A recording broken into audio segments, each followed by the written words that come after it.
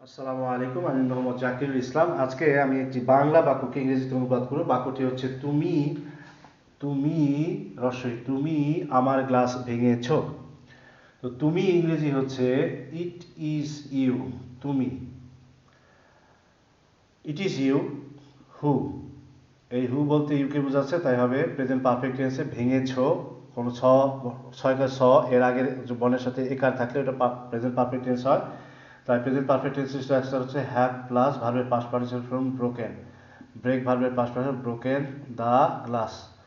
It is you who have broken the glass. It is you তুমি who have broken the glass, গ্লাসটি ভেঙেছো। It is you তুমি who have broken my glass, যে আমার glass ভেঙেছো।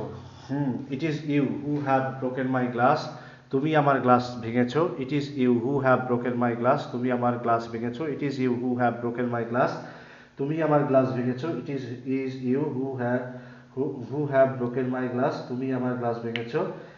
It is who it is you who have broken my glass, তুমি আমার গ্লাসটি ভেঙেছো। It is you who have broken my glass, তুমি আমার গ্লাসটি ভেঙেছো। It is you who have broken my glass, তুমি আমার গ্লাসটি